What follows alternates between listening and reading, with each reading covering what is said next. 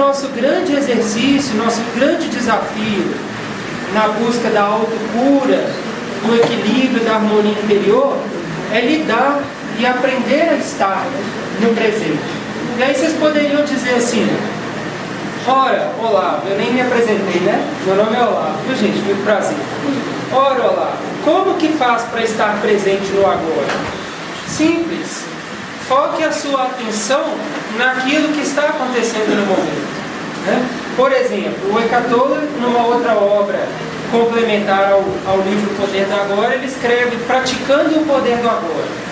Que aí ele diz assim, trazendo para essa situação de agora que nós nos encontramos: procure prestar atenção nos detalhes desse ambiente, né? Na temperatura, na cadeira em que vocês estão assentados, no tom de voz de quem está dialogando com vocês. Preste atenção no conforto, preste atenção nos pés, nas mãos.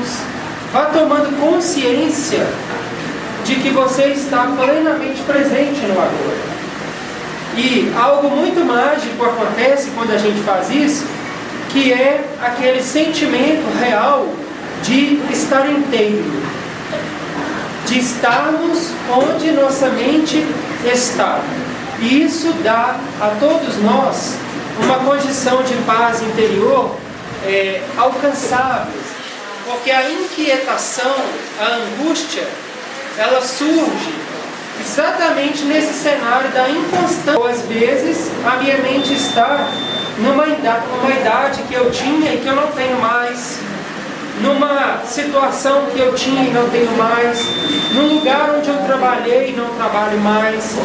Às vezes está em pessoas que já não fazem mais parte desse plano, certo? Isso tudo faz com que a mente da gente nos situe fora do presente. E isso causa angústia, ansiedade, inquietação, dá aquela sensação de faltar algo, porque efetivamente falta algo. Que algo é esse que vocês acham que falta numa situação dessa? Efetivamente a gente experimenta uma sensação de vazio, de que falta algo. Que algo é esse que falta? Esse algo não é algo, é alguém, que é você mesmo. Então a sua ausência do presente te traz a sensação de vazio interior, de angústia e de uma falta de algo que às vezes a gente não sabe explicar o que é. Então o remédio para isso é a gente se entregar e se inteirar do momento presente, do agora. Então eu espero sinceramente que vocês estejam presentes agora, nesse momento, plenamente, e se entreguem para ele, porque esse momento vai dar de volta a cada um de vocês uma resposta de bem-estar, de satisfação, que é experimentada e recolhida em si mesmo. Então que cada um aproveite esse momento e esteja totalmente presente aqui, ok? Bom, eu me chamo Olavo, sou terapeuta, trabalho com terapias complementares e trabalho com essências florais. Sou terapeuta floral, entre outras atividades que eu exerço dentro dessa área terapêutica de humanismo sanador, né? E hoje eu vim para falar das essências florais, explicar um pouco o que é floral, quais são os princípios que norteiam o tratamento com floral, quando eu devo usar, para que eu devo usar, se o floral trata apenas as questões emocionais ou também trata questões físicas. Então eu pretendo, nessa tarde, trazer o máximo de informações possíveis em torno das essências florais, porque possivelmente muitos de vocês ou trabalham com florais ou se tratam com florais. Quem aqui já usou floral, ou é terapeuta floral, ou trabalha com terapias e usa florais? Já usou floral? Trata com floral. Se trata ou trata a si mesmo. Já usou floral? Uso de floral? Uso. Já usou? Também? Usa floral também. Que bacana. Muito bem. Eu também. Porque a gente acha que terapeuta é alguém muito bem resolvido na vida, né? Que não sofre, que não sente tristeza, que não se angustia. Mas olha, eu tenho a declarar que isso é mentira, viu? Porque terapeuta também chora, sofre, se angustia, e eu também me trato com floral, né? Agora, um dos princípios que a gente tem dentro da terapia floral é que o terapeuta precisa de um terapeuta, né? Então tem uma coisa dentro da terapia floral que a gente fala que é de autoindicação. Eu posso comprar um floral por minha conta e ordem, eu posso mandar manipular uma fórmula floral porque eu entendo ali na internet que eu preciso daquelas essências? Sim, né? Floral é extremamente acessível. Agora, o recomendável é que a gente sente numa cadeirinha chamada paciente, né? E assuma esse lugar de paciente e se exponha, né, para uma outra pessoa que vai nos avaliar de fora das nossas questões, né? Então eu, por exemplo, apesar de ser terapeuta, quando eu preciso me tratar com floral, e preciso sempre, eu tenho uma terapeuta floral que me escuta, que me ajuda a entender qual é a minha demanda, as minhas questões do momento, e me indica floral para tomar. Ou então tomo floral quando vem às vezes por vias não racionais, por exemplo, através de sonhos, né? Através de esquemas intuitivos, em que o racional não interfere, porque muitas vezes a nossa personalidade apresenta uma necessidade, mas a nossa alma tem outra completamente diferente, né? Então, a todos vocês que se tratam com floral, continuem se tratando, né?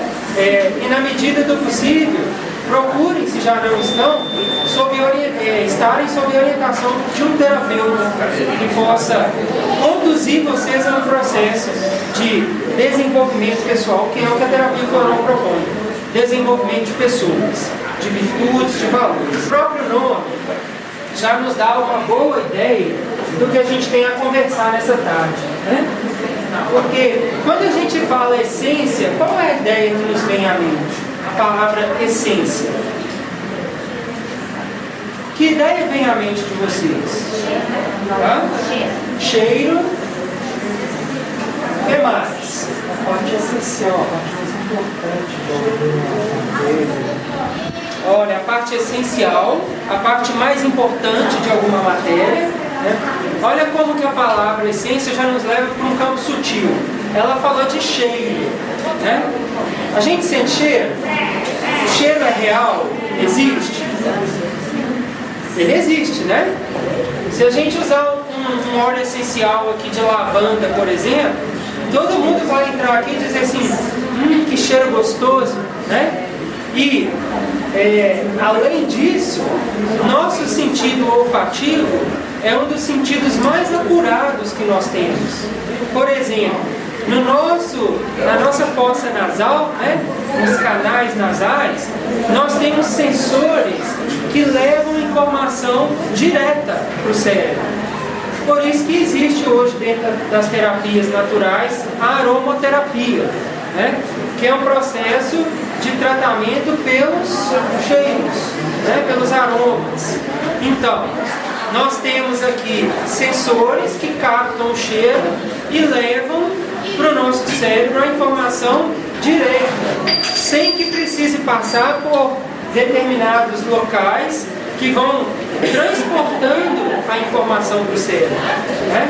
Então, é um sentido muito importante e que vai falar de algo sutil, porque o cheiro é possível sentir e ter sensações a partir de determinados cheiros, aromas, mas ninguém pode pegar o cheiro, pode? Né? Não dá para reter o cheiro, ele não é matéria, ele não é condensado, grosso, mas é real, né? Uma outra coisa que foi falada é que essência é a parte essencial de alguma matéria, né? Então é o substrato, é aquilo que está por dentro, é aquilo que é a parte mais sutil do elemento, é a essência. Qual outra ideia que nos vem à mente quando fala de essência? Nosso profundo, né? O nosso profundo. E onde que é esse profundo? O eu interior. Lá? O eu interior, lá naquele lugar, né? Nas profundezas. Exatamente. Então nós estamos falando do campo do psique, das emoções, né? Daquilo que é real, mas que não é como essa cadeira que é material. Por exemplo, quando eu cheguei aqui hoje, embora eu esteja acostumado a falar em público, mas quando eu cheguei aqui hoje e vi todos vocês, fiquei muito feliz, é claro, né? Mas me deu um frio na barriga, minhas pernas deram uma tremida, né? Agora eu já estou à vontade, tá? Nem barriga está doendo, nem perna está tremendo. O que é isso? Uma reação fisiológica diante de uma emoção. Que emoção que é? Ansiedade. Quando eu entrei ali, eu fui tomado por uma ansiedade, né? Porque preparei essa palestra de hoje, estou aguardando esse feedback de vocês, a interação, né? É um ambiente que eu já estive, mas não nessa circunstância, né? Interagindo com todos vocês. Então isso tudo, né? O novo causa um pouco de medo, um pouco de ansiedade. Então é normal que o meu corpo me avise, olha, você está ansioso, você está apreensivo, porque é a primeira vez que você encontra com essa turma, tá certo? Então é natural essa expressão.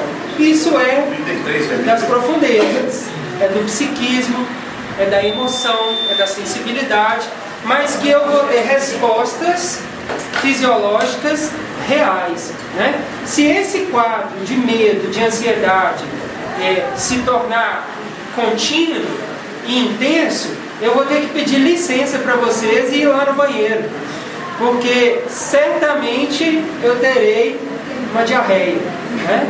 Que vai ser a resposta fisiológica a uma ansiedade excessiva, né? A uma ansiedade aguda, ok? Então isso tudo é o campo da essência, que aí vai nos levar para o campo da psique, do psiquismo, das emoções, das ideias, da consciência. A ansiedade, ela é um sintoma, tá? Muitos de nós estão encarando a ansiedade hoje como se ela fosse causa. Então, 90% dos pacientes que chegam no meu consultório dizem assim: estou ansioso, estou com ansiedade. Como se a ansiedade fosse uma causa, mas ela já é sintoma, tá? O que leva à ansiedade? Várias coisas, né? Uma delas, o medo, a insegurança, o perfeccionismo, a preocupação, né? Que foi o que nós falamos aqui no começo. Tudo isso leva a um quadro de ansiedade. Às vezes a iminência de um acontecimento futuro, tá? Eu não entendi essa diferença entre a causa Do sintoma, porque às vezes a gente trata a ansiedade como se ela fosse algo que eu estou sentindo que vai me levar a um outro problema, ou que vai causar um efeito, um adoecimento, uma mudança fisiológica, por exemplo, como eu relatei aqui, né? Uma dor de barriga, uma palpitação, uma sudorese, que são quadros mais adoecidos de ansiedade, né? Enquanto que isso, na verdade, já é uma resposta de isso, que pode ser, por exemplo, um quadro de insegurança, de medo, né? Às vezes a pessoa está diante de uma situação que ela precisa tomar uma decisão. Por exemplo, se sai de um emprego e arrisca um outro trabalho, né?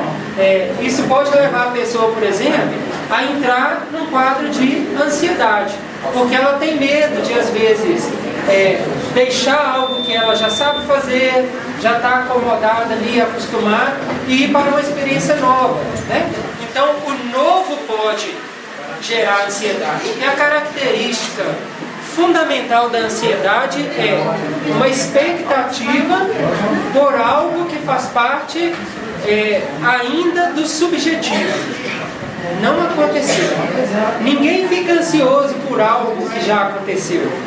A ansiedade aparece diante daquilo que não aconteceu ainda e que eu espero que aconteça ou eu tenho medo que aconteça.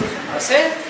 Então a ansiedade sempre surge nesse cenário de algo que ainda é da expectativa, desconhecida, do subjetivo.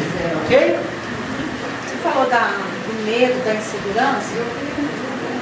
Então, seria ideal fazer o tratamento aí com floral, mas acompanhado com uma psicoterapia, né? Sem dúvida. Porque você vai usando o floral, mas a sua característica, a sua personalidade é uma pessoa medrosa. Sem É dúvida. uma pessoa totalmente insegura. Isso. A terapia floral, ela é uma terapia complementar, né? Então seria um complemento aí. Ela não é substitutiva. Sim. Tá? Isso é muito importante o que você está falando, né? A gente vai ao médico, vai ao psicólogo, vai aonde tem que ir e vamos também nos tratar com os florais, por exemplo. Mas, uma vez que eu estou tomando floral, não quer dizer que eu tenho que deixar o medicamento. Tá? Isso aí quem vai direcionar se deixa ou não, se já pode ou não, é o médico que é competente para isso. Ok? Então, respondendo a sua pergunta, a gente precisa saber qual é o padrão que mobiliza aquela ansiedade. Então, se é medo, nós vamos trabalhar com floral que mobilize confiança, coragem, enfrentamento, ok? Porque descobrimos numa análise, né, terapêutica que a sua ansiedade, na verdade, é medo de mudança, por exemplo. Tá certo? Então, existem inúmeros florais que vão ajudar nesse quadro, mas a gente precisa investigar e saber qual que é o seu padrão, né, naquele momento que está te levando àquele sintoma de ansiedade. Ok? Bom, como que surgiu o floral, né? Em 1930, Eduardo Bach, você já deve ter ouvido falar muito, né? Florais de Bach. Ele pesquisou a qualidade curativa das flores, né? Bach foi médico, uma das especialidades de Bach ele é infectologista. Ele teve uma doença grave, uma infecção grave, passou dias internado, e quando ele foi ocupar outro lado da prática médica, né, foi ser paciente, ele percebeu o quanto os cuidados médicos estavam desumanos, né, e o quanto as práticas de tratamento eram agressivas. Então ele começou a se angustiar e a se inquietar, querendo descobrir uma forma de tratamento que não fosse invasiva e que não fosse agressiva. A esse tempo, Bach já era homeopata, já estudava homeopatia de Hahnemann, e posteriormente ele vai trabalhar com homeopatia, e numa das viagens de Bach, para a realização de um trabalho de homeopatia, chegando no seu destino, ele descobriu que havia esquecido para trás toda a mala com as homeopatias. Ele tinha esquecido a mala de remédios para trás. E aí ele ficou, assim, né, preocupado e angustiado como que ele ia fazer agora, já que ele tinha ido a esse lugar para poder trabalhar com homeopatia e fazer um trabalho com esses remédios, como que ele ia fazer sem os remédios agora? Daí conta, né, a história que no dia seguinte, Bach estava caminhando pelo jardim, já um pouco mais tranquilo, mas tentando encontrar uma resposta, né, como que ele ia desenvolver o trabalho dele, e daí ele viu uma flor, era bem de manhã mesmo, ele viu uma flor polvilhada de orvalho, né, umas gotinhas de água de orvalho.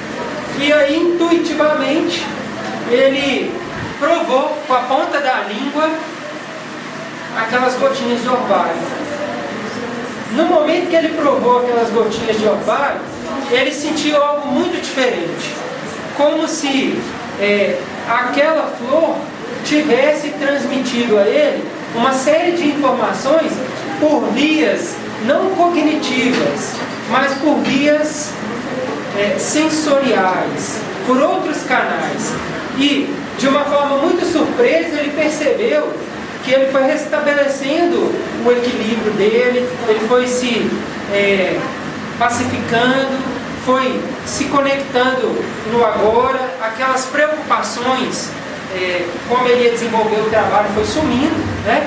E daí ele percebeu que aquela água posta na flor pela natureza e recebendo a influência do sol, ela gravava, né, na sua estrutura molecular e na sua estrutura energética a informação ou o aprendizado, ou o que hoje a terapia floral chama de campo de consciência da flor. A partir daí, ele inicia uma pesquisa em torno das flores e desenvolve 38 remédios florais, sendo que dos 38 remédios florais, 12 ele chamou de curadores, que são os 12 principais florais de Bach. A partir daí, então, Bach deixa a homeopatia e vai se dedicar ao desenvolvimento da pesquisa das essências florais. E depois ele passa a observar as pessoas e ele vai agrupando as pessoas em grupos de dificuldade. Os que têm indecisão, os que têm medo, os que têm preocupação com o futuro, os que sofrem de insegurança. E ele foi agrupando as pessoas de acordo com a característica física, mas principalmente comportamental do indivíduo. E aí ele forma grupos de pessoas, de personalidades, e indica essências florais de acordo com esses grupos. Então, por exemplo, existe o grupo dos que têm medo. Aí dentro do grupo dos que têm medo, você tem gradações desse medo. Você tem o medo de ficar louco, você tem o medo do futuro, você tem o medo das situações desafiadoras, tá certo? E daí ele desenvolve os remédios florais. E a terapia floral tem então o seu início em 1930, com Bach. Embora o uso das flores com finalidade terapêutica já era prática na antiguidade. Tá? Nós ocidentais é que marcamos isso a partir de 1930, com as essências florais de Bach. Mas na verdade, o Oriente, as culturas mais antigas da humanidade, já faziam uso das flores em infusão, em água, para tratar problemas emocionais, psíquicos. Okay? Bom, ao cuidar dos pacientes, é uma fala de Bach, com esses remédios, não se leva em conta a natureza da enfermidade. Trata-se o indivíduo. E, quando este melhora, sua enfermidade se vai, pois é expulsa pelo retorno da saúde. Então, Bach desenvolve um princípio dentro da terapia floral um pouco diferente da homeopatia, né? Porque Hahnemann, que é o pai da homeopatia, ele vai fundamentar todo o trabalho dele no seguinte princípio, que o semelhante cura semelhante, né? Por isso, se eu estou, por exemplo, com um quadro de medo e eu vou num homeopata, ele vai me receitar uma homeopatia que ela vai potencializar o meu medo. Porque na visão de Hahnemann, o semelhante cura o semelhante. E aí, quando eu tomo uma homeopatia que ela potencializa o meu medo, o meu corpo, o meu organismo físico, psíquico, vai ter que fazer um esforço grande para lidar com aquele quadro de medo que agora é maior. Nesse esforço grande é que nós mobilizamos recursos para poder minimizar o medo. Por isso que se fala na homeopatia que os primeiros dias de tratamento homeopático é exoneração. Já ouviram falar dessa palavra? Exonerar? Já ouviram, por exemplo, alguma pessoa falar assim: eu estava com uma alergia e aí eu fui no homeopata, ele me deu homeopatia e a minha alergia explodiu. Estava só no braço, de repente apareceu no corpo inteiro. Mas 3 dias depois, a alergia desapareceu, né? Isso é o que a homeopatia chama de exoneração, que é aquilo que vem para fora, né? Que exonera, que sai. Na terapia floral, a gente não fala exoneração, porque não há exoneração. Na terapia floral existe tomada de consciência. Pode existir, sim, uma catarse. O que é uma catarse? Na linguagem bem popular, é quando a ficha cai, né? Quando a gente toma consciência da nossa necessidade, ok? Mas não existe exoneração. Então Bach trabalhou com o princípio de que os opostos é que se curam. Então, se eu estou com medo, eu vou dar um floral, ou vou tomar um floral para desenvolver autoconfiança, para desenvolver coragem. E aí, quando eu tomo um floral que desenvolve coragem, autoconfiança, o que acontece com o medo? Ele vai embora, né? Porque a presença do medo ou a exacerbação do medo é devido à falta de confiança, tá? Então o princípio de Bach é qual? Está desesperado? Vamos tomar floral para mobilizar a esperança, porque aí o desespero vai ceder. Esse é o princípio da terapia floral, tá? Desenvolver virtudes para lidar com as dificuldades, ok? Quais são, então? Isso aqui é muito importante, viu? Por que é muito importante? O floral é um remédio que vai trabalhar no nível psíquico, no nível espiritual, no nível da alma, tá? Se a gente não entender os fundamentos da terapia floral, a gente pode fazer algo que nós terapeutas falamos assim, que é a alopatização do floral. Que é quando alguém chega no consultório para a gente e fala assim: escuta, você tem um floral para gastrite? Aí eu respondo assim: não. Mas como, né? E é interessante ver a cara de decepção às vezes da pessoa, né? Não tem floral para gastrite. Agora, se você quiser sentar nessa cadeirinha aqui e conversar sobre a sua gastrite, nós podemos conversar, né? Mais precisamente sobre o que ataca o seu estômago, né? O que aconteceu que você passou a desenvolver essa resposta de gastrite, tá certo? Aí às vezes de pano de fundo tem uma situação de estresse, de pressão, né? Às vezes tem angústia, mágoa que não está sendo digerida, né? Está engolindo e aquilo começa a fermentar no estômago, e aí o estômago vai dizer mesmo, ó o registro aí das questões psíquicas, ok? Então, o floral é para trabalhar nesse âmbito. Por isso que se a gente não entender os fundamentos da terapia floral, a gente pode começar a buscar floral igual busca medicamento, para dor de cabeça, para dor de estômago, para dor no joelho, não é? E a proposta da terapia floral é outra, ok? Em essência, a doença é o resultado do conflito entre a alma e a mente. Isso aqui é uma abertura muito interessante, é uma fala de Bach, tá? Um livrinho que ele escreveu que chama Cura-te a ti mesmo, tá? Ele atribui a doença como um resultado, como nós falamos no início aqui, da ansiedade, né? Resultado de quê?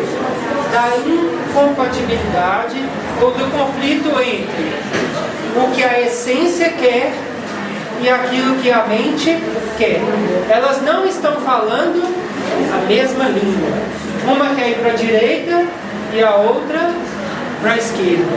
Então esse conflito entre a alma, a essência e a personalidade, que são aquelas características que a gente desenvolve ao longo da vida, muitas vezes vão causar o adoecimento. Então, um exemplo. Suponhamos que a gente está com uma pessoa que chegou lá para a gente no consultório e está num quadro, por exemplo, de depressão. Vontade de morrer, angustiada, não vê mais sentido na vida. E daí quando a gente vai investigando os fatos, aí a gente entra na questão do trabalho, por exemplo, como é que está o trabalho, está satisfeito, não está? E aí nota-se uma profunda insatisfação.